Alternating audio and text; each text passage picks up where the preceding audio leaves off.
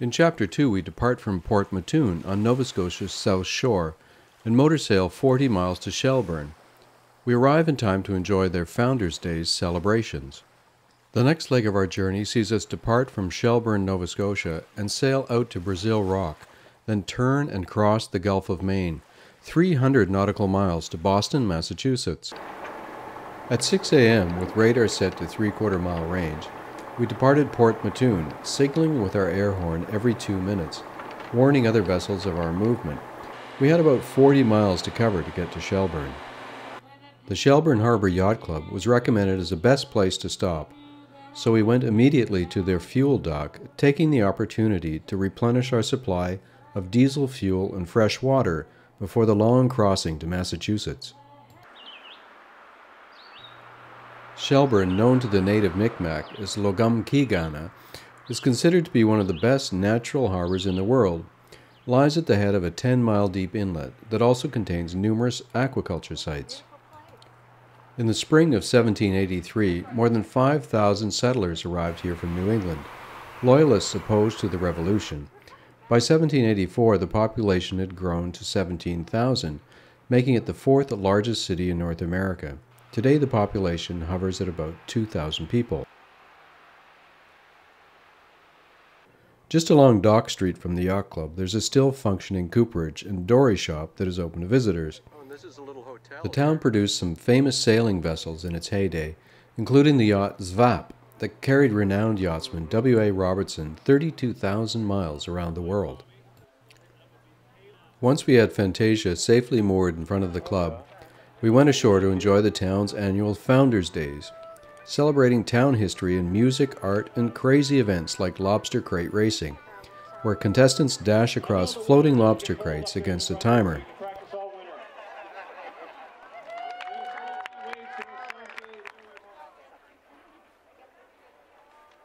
Hi, would you like some? So I'm Jane. Okay.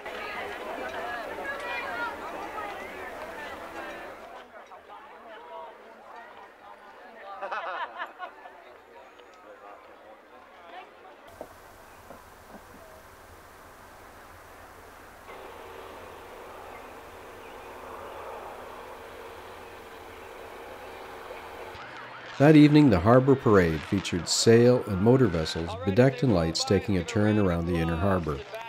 The whole town turned out to judge from shore and decide which was the best dressed yacht. Let's give the Lights a round of applause. Our plan for the following day, the 25th of July, was to sail 25 miles offshore from Shelburne to Brazil Rock, and from there turn southwest across the Gulf of Maine. We anticipated a crossing time of about 50 to 60 hours, depending on the weather. Environment Canada's website predicted several days of light southeast winds, ideal conditions to make this the longest offshore passage of Downey's Circle and our longest single leg since sailing to the Ile de Madeleine in Downey's Circle Part 2. July is of course the middle of the summer Atlantic hurricane season, and so caution is much advised. At 6:30 a.m. we departed Shelburne, motoring 10 long miles out the inlet with the wind near zero, passing Brazil Rock about 11:30. There were initially a couple of other sailboats near us, but as the shore fell from sight, they turned more northerly, leaving us alone in the open Atlantic, with the strong Fundy tide now giving us a boost in speed of a knot and a half. As the afternoon wore on, the winds picked up. We passed a few rusty fishing boats as we made slow progress into the setting sun on this long passage to reach the New England shore. Morning of the 26th, we're joined by a pod of dolphins and see tuna leaping after mackerel. The light southeast wind continues to ease us on our way.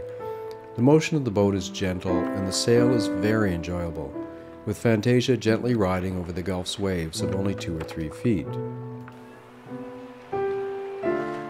Evening the 26th. A little more wind springs up as the sun goes down. I top the fuel up using the 2 jerry cans we store on deck, in anticipation of entering Boston Harbor tomorrow. We're making good time towards our destination and are now worried we'll be nearing the harbor in the dark, so we decide to slow down and heave to for a few hours. By midnight, we're surrounded by huge thunderstorms, and the wind veers to the west, increases in speed to 15, then 20 knots as the storms pass. By 4 a.m., the worst is behind us, and now very tired, we elect to motor sail into the sloppy leftover seas. By 10:30 a.m. on the morning of the 27th, we are nearing Boston Light on Little Brewster Island. We'll leave Fort Warren on George's Island to port and sail up the Narrows to President Roads, the main channel leading into Boston Harbor. With the sun out and the temperature soaring to near 100 degrees Fahrenheit, we make steady progress into the very busy inner harbor. Unfortunately, we did not have a reservation at our intended destination of Waterboat Marina, near Long Wharf, and can't get a mooring there. Calling around, we find a slip at the head of the harbor near the Navy Yard docks. We've been sailing for 55 hours. We must still clear into U.S. Customs, and then it's time to rest, and perhaps, if our sea legs will allow, walk on the nearby seawall in search of somewhere to have dinner.